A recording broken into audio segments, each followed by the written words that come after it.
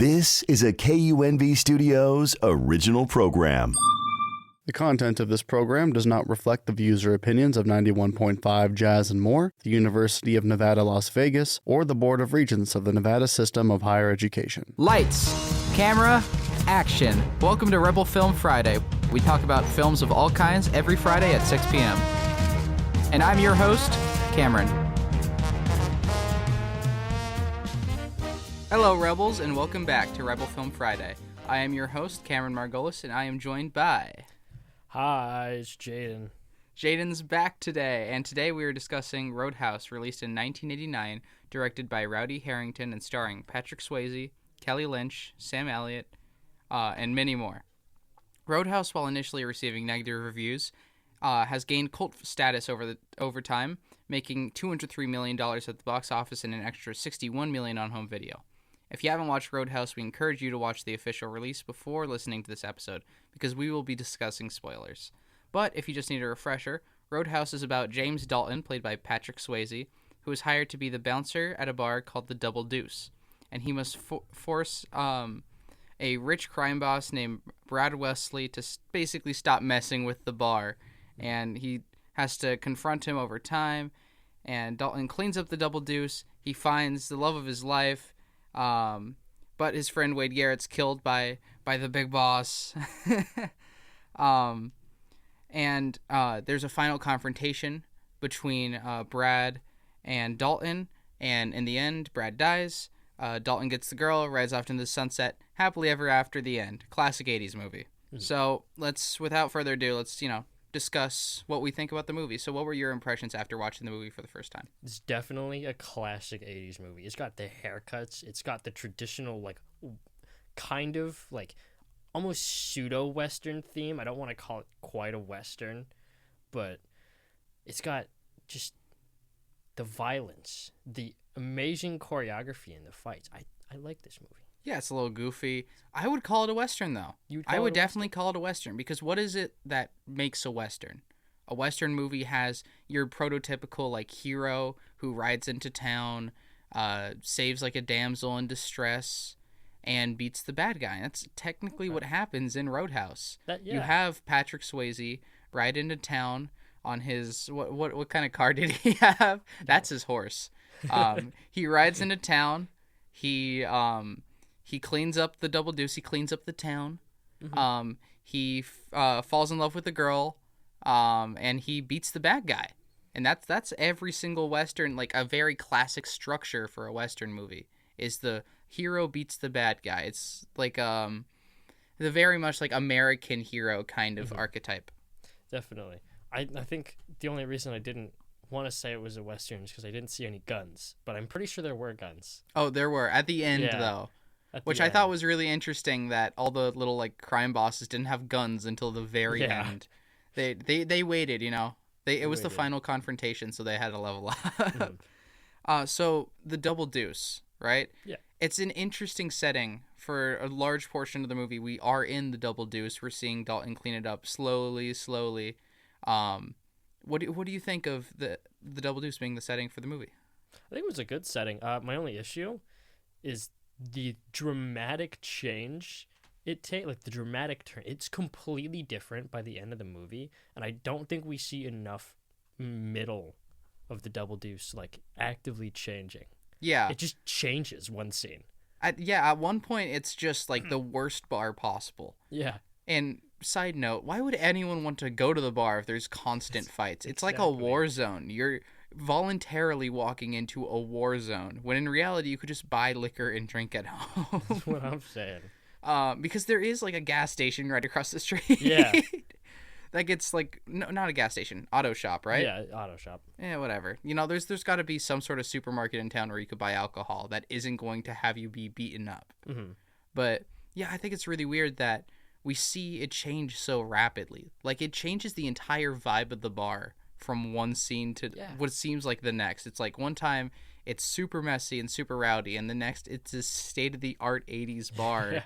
and it's like, what happened? It's a completely different interior too. It's not the same bar whatsoever. It doesn't look cleaned up. It just looks like a different bar. Yeah, and I think it's really jarring because in the start of the movie we're kind of promised through like what is said, we're promised that we're going to see this bar get cleaned up. Yeah. And because it happens so rapidly, it's kind of like whiplash on like the viewers. So it's like, whoa, I didn't expect that. But it seems like a very kind of classic 80s thing for there to be just a few things to skip over, a few like plot holes that aren't exactly bad. They just make the movie interesting. Yeah, it definitely makes it interesting, but I think my biggest gripe with it is the fact that felt like what the movie was about at first, cleaning up the bar, and then all of a sudden it turns into this war against a crime boss almost. Yeah, it's interesting. Forgoes the bar entirely. Yeah, it's like they switched plots halfway through. Yeah. You know, they combined two movies together. One of them was about cleaning up a bar, and the other one was about like the little man fighting back against a big scary mob boss. It's like they had a second movie on the storyboard and just said, you know what? That's in the first movie too now. It's almost like we don't have the funds to create both these movies, so let's make them one. Yeah. But it's fantastic because it blends actually pretty well. I mean, I don't think it blends badly. No. It's a very fun to watch, and I think that's kind of what gives it its status as a cult classic movie.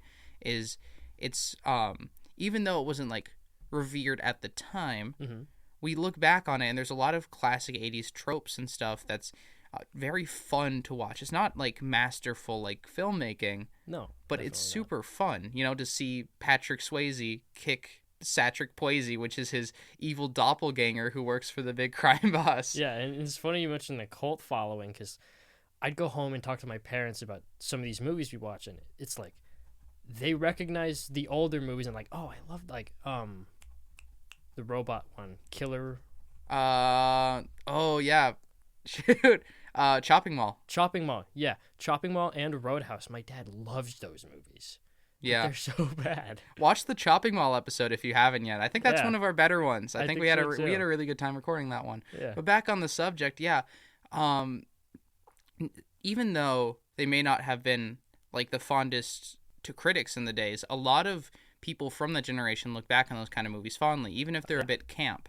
Sometimes what you need is a camp movie rather than one that tries to say something profound, because you don't need every piece of art to try to like change your life. Sometimes you need entertainment. You need the junk food of entertainment, and junk food, it's good in moderation. So Absolutely. you gotta balance it out, the camp and some of the more meaningful filmmaking. Definitely. Yeah. So I was talking about Patrick Swayze and his evil doppelganger, Patrick Swayze. Patrick Swayze. And I think that was one of the things that we had a lot of fun pointing out during our first watch of the movie. What did you think about the fact that he basically has a mirror version of himself in the movie? It's funny because at some points, when they're both on the same screen, Patrick Swayze is wearing black, I noticed, and Patrick Swayze is wearing white. Like, the first bar fight scene in the Double Deuce, pretty sure they were wearing opposite colors. And then at the end, when they fought, Patrick Swayze was just shirtless. But the other guy was kind of clothed. I guess. Oh my gosh, but yeah, I kind of get what you're talking about. It's almost like a contrast between them, which I don't think if it makes it better. It just kind of makes it more funny. It's like, it's like in there's like certain video games, like where they have like the shadow version of the character. It's in like have you played Super Mario Galaxy or Super Mario Galaxy 2? I have played Super Mario Galaxy 2. And you have to race against your like shadow variant. I know. That's essentially what he's That's doing. what it is. It's the bad version of himself. The evil version. Or of like Patrick Marvel Swayze. movies. A lot of Marvel movies do that. It's a problem because all they'll do is they'll have a villain who isn't very deep, but is just the opposite of the character. It's like instead of Doctor Strange, it's the evil Doctor Strange. Evil Doctor or instead of Iron Man, it's the evil Iron Man. Or the evil Hulk. And it kind of just gets really tiring when you're trying to watch those movies because you're just like, it's not a good like villain or antagonist for the movie. And when you see Marvel movies that have that good antagonist, it makes it that much better. But here, because I think it's more of a minor character, I don't think it detracts too much from it. It just kind of makes it funny. Yeah. It's a good addition because it's not the main antagonist. It's more of just like a little foil. Yeah. So what is Dalton's job, Patrick Swayze? I think we were discussing this a little bit because he's supposed to be I'll put this in air quotes, a bouncer, but he does way more than a normal bouncer would do. They call him a cooler. Yeah. But does that mean he's like, is he in charge of everything in the bar? Just in charge of security? Is he like a head of security guy? I think in the like Roadhouse cinematic universe, a cooler or a bouncer definitely does more than just maintains a bar. They seem to be hitmen, to be equalizers of peace for the town in which this bar is set. Hitman is wild. You see it too, though, right? Well, kind of, but isn't Sam Elliott's character, who comes in later, he's not really a hitman. I don't think so? I don't think they're hitmen. Okay. I just think they're like really pissed off like bouncers. And I think it's interesting because he's like renowned worldwide for this, I guess. Not worldwide, but at least regionally. Yeah. Like people are like, "Oh yeah, he's the best bouncer around." How do you judge that? Yeah. Like, is there bouncer competitions? This doesn't happen in real life. Are there ranking systems? Do they come out with the like annual bouncer rankings every year? Is there a convention? I want to go. There's a convention. I guarantee there has to be a convention in Missouri. That would be awesome. I think what I would think would happen there is they just have to judge the bouncers. They'd put them in like a boxing ring, and they'd have two guys like fighting, and they'd have to like break them up and throw them out of the ring. But it's so interesting that he's so renowned for a job that we usually don't think twice about. No, we don't. We don't. It's awesome. It is actually really it's awesome. What makes it so goofy, and I love it. It's like this doesn't happen. They're glorifying like a profession that isn't often glorified, which is being a bouncer. It's like if you glorified working at a 7-Eleven. I mean, maybe it's a little less jarring, but it's basically the same. Yeah, and he's so unnecessarily like equipped for almost every situation. He can beat up everyone. Patrick Swayze is like invincible title card. The only person that gave him a run for his money was Patrick Swayze, though. Even then, he basically killed him. Yeah, he killed Patrick Swayze because he was floating in the water. That was actually kind of a cool scene, though. That was because he was like beating him up. It was very cinematic. I kind of had my mouth agape for that. I was like, whoa. Whoa. So who's your favorite character in Roadhouse? I know we're probably just going to say Patrick Swayze because he's amazing, but I would say Sam Elliott's character is my favorite simply because I really like Sam Elliott whenever he's in any role, especially when he just plays himself in Family Guy. Which one was Sam Elliott? He had the handlebar mustache. Oh my. He was the friend and he came in. Yeah. Okay. He's cool. I like the blind guitarist. I forgot his name, unfortunately. He's actually blind, by the way. Like in real life, he's blind, and it's really cool that he was in the movie. Mm-hmm. Especially, you could see like how his stage setup transformed over the movie too, like from playing within what is literally a cage to playing on a stage with a full band, and it's like this guy's cool. It's awesome. Yeah, especially the way that he plays the guitar is so unique. Mm-hmm. It adds like another layer of character onto the film. I agree. Yeah. All right, so on we were talking about what makes a movie like cult classic earlier. What makes a movie quintessentially 80s? Because when you look back at 80s movies, there are certain things about them that make them 80s movies. But it's hard to quantify. So what do you think makes an 80s movie an 80s movie? I think there's a couple different kinds of 80s movies now that we talk about it. Because we had the same question with Back to the Future? No. Going back to that. Oh, I forgot what it was called again. Chopping Mall. Chopping Mall, yes. We had this same question. What is quintessentially 80s? That was a mall, the like almost retro theme, the vibrant colors, the murder robots. This is like the Western, full American 80s haircuts, big burly men duking it out. That's what's quintessentially 80s about this, I feel like. Yeah, and I think something else to add to making an 80s movie I think back in that time, it was the last era of movies that really idolized America and American ideals. Mm-hmm. Because after that, we started to see movies that like criticize it a little bit more. And not to say there weren't movies before that criticized American ideals, but seeing like the pop culture movies like E.T., Back to the Future, Roadhouse, and movies like that, you can see a lot of its all these people, or not all these people, but like the essential like thematic layers of it is within either like childhood wonder or the little guy can fight back, or in case of like Back to the Future, it's like change. It's besides just like changing your future, it's standing up for yourself, and a lot of it is like classic like American underdog ideals. And while we still get that in some movies today, it was definitely more prevalent in those 80s movies. I agree. Yeah. Definitely way more prevalent. Yeah. All right. So Brad Wesley is our bad guy in this movie. And so what do you think about him? What were your impressions of him throughout the movie? I almost want to call him a Machiavellian villain. Ooh. Because of the way he operates. He's got to keep these people under wraps. He's got to keep them fearing for their safety. Should we define that for the viewers so that we don't seem Go like ahead, we're just yeah. saying? Okay, so like Machiavellian is like the ends justify the means. So it's like I'll do anything to get this. And since Brad Wesley, he's blowing up auto shops and threatening tons of people in order to maintain control, he'd be a Machiavellian villain. Mm-hmm. The only thing he's missing is the craftiness, I'd say, of a Machiavellian villain.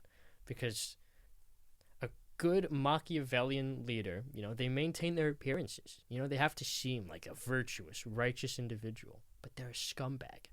Brad Wesley is a scumbag, and he's pretty open about it. Yeah, but no one's got to stand up to him. 'Cause He's they're leading by terrifying. fear. Yeah, I especially like the scene where he has one of his goons drive a monster truck through a car dealership. It's so over the top. It's not necessary at all. I think the reason he did it is because the guy owed him money. Yeah. Oh, no, it might have been because he was conspiring against Brad Wesley. I don't think I thought it was he owed him money. I don't remember. I think it all blends together. I think it works. Either way, the point stands that it's not a very good reason to run over someone's dealership with a monster truck. No, definitely not.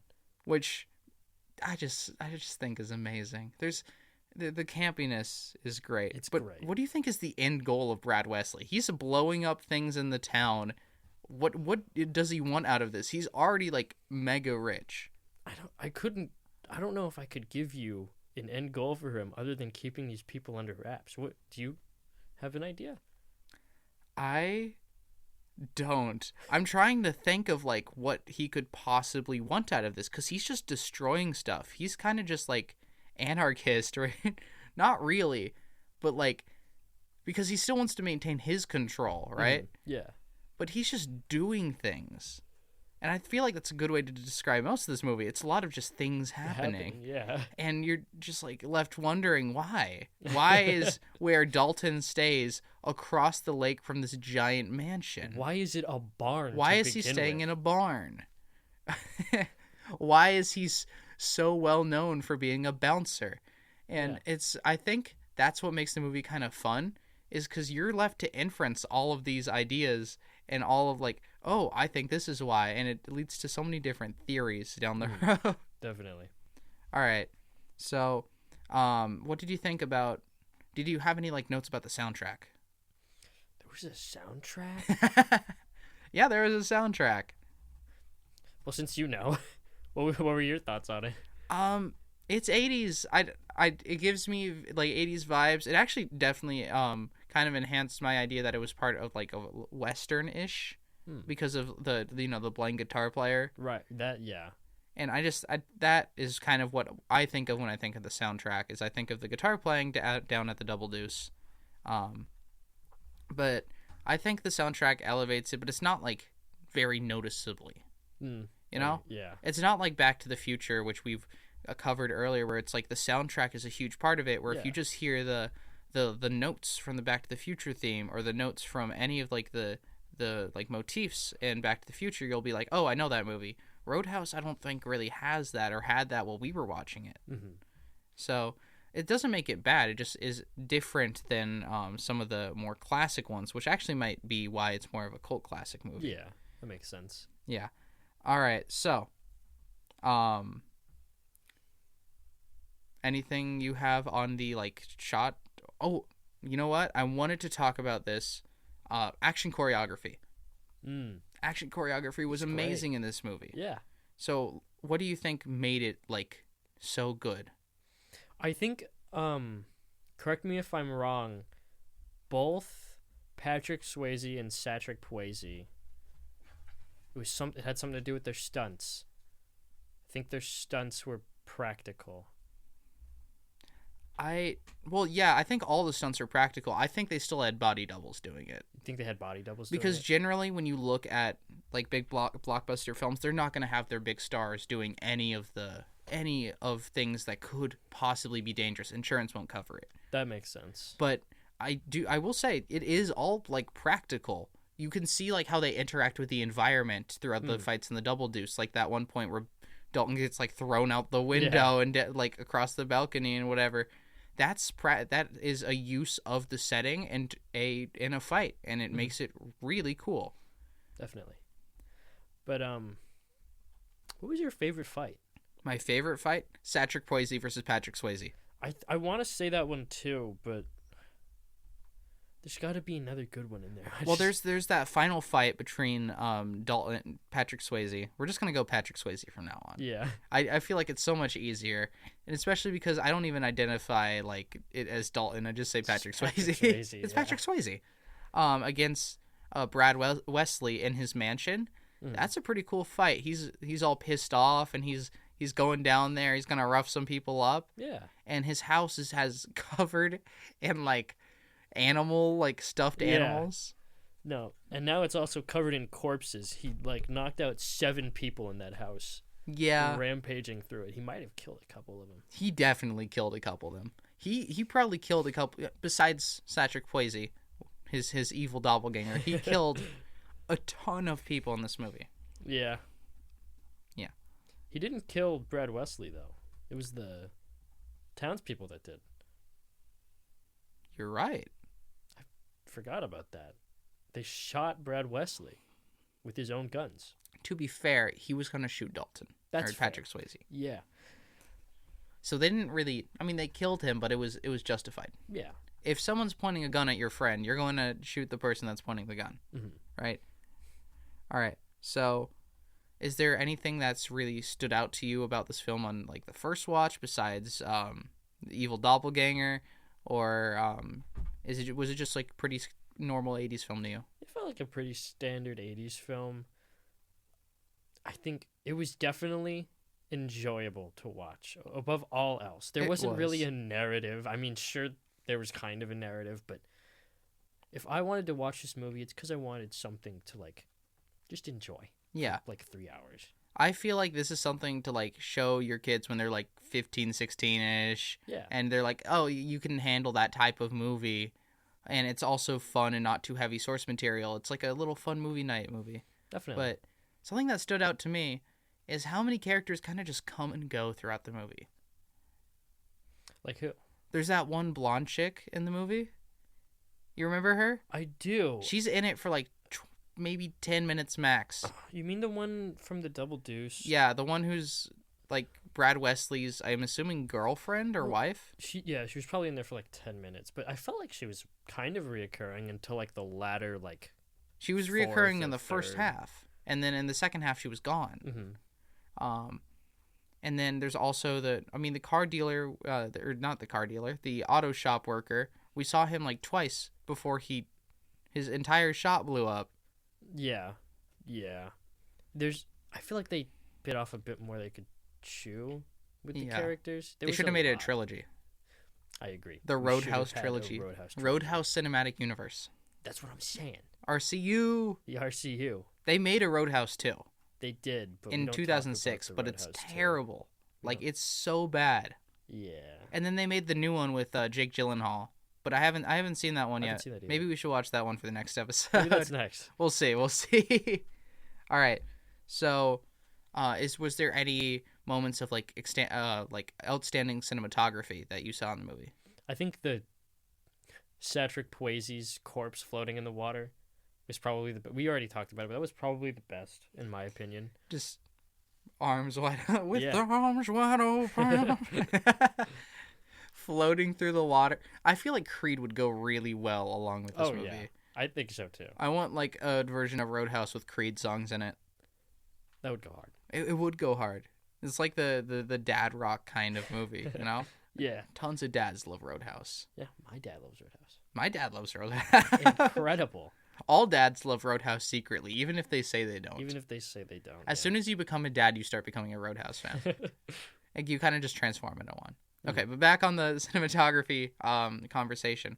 Yes, I think the shot of Patrick Swayze's body floating in the water, floating away, is very emotional, and it's a staple of filmography. But I didn't really see too much else of like really good cinematography. I thought it was interesting seeing the shots of Dalton or Patrick Swayze doing what is essentially Karate Kid. Uh-huh. This isn't cinematography. This is just me talking. They ripped off Karate Kid. I don't think Karate Kid came first. I don't think so either. It doesn't matter. He did a Karate Kid, right? Did a Karate He was outside. He was practicing karate with his shirt off. Yeah. Which is like, why do you need to do this, Like, bro? why do You we are gotta a see bouncer this? at a bar. How often are you going to be in karate? I mean, he surprisingly is in a lot of karate matches. Yeah. However, You're a bouncer. you're a bouncer. But you know what? That's the bouncer in the Roadhouse mythos. It's just everything and anything. Yeah.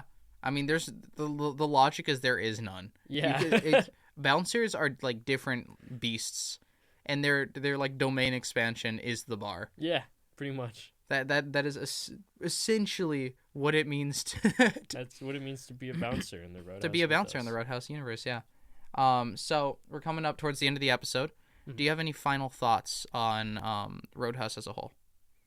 Watch Roadhouse. It's a fun movie. Yeah, I think it's a fun movie. I don't look too hard into it. No, definitely Don't not. go in expecting a masterpiece. But if you want like a good time, a good movie, just to watch, I think it's really good to watch with friends. I think if you watch it alone, you're not gonna have as much fun as if you grab a group of friends and sit down and watch through it and make fun of it a little bit. Yeah. Sometimes it's fun to poke fun at a movie. It's it's all in good taste. I mean, all the people who worked on this movie did a fantastic job. It's a great movie. However, you got to be able to laugh at it a little bit because it is a little bit funny. It is a little bit camp, like most 80s movies are. But overall, it comes together to be a really good time and actually does have some good emotional moments. Mhm. Yeah. I think the romance between the romance with Dalton and the girl from the hospital is a really, really good one. I agree. And it's developed well, and you could see like how much it affects her when she sees Patrick Swayze dead. But it's a good movie with little campiness. It has a few goofs in it, but it's really a good time. I think I recommend. Do you recommend? I recommend. Definitely, yeah. So that's about all the time that we have for today. Thank you for watching Rebel Film Friday. If you haven't, go and check out our other episodes. This is Cameron Jaden. and we are signing off. Have a good day. Watch some more movies, and we'll see you next time on Rebel Film Friday.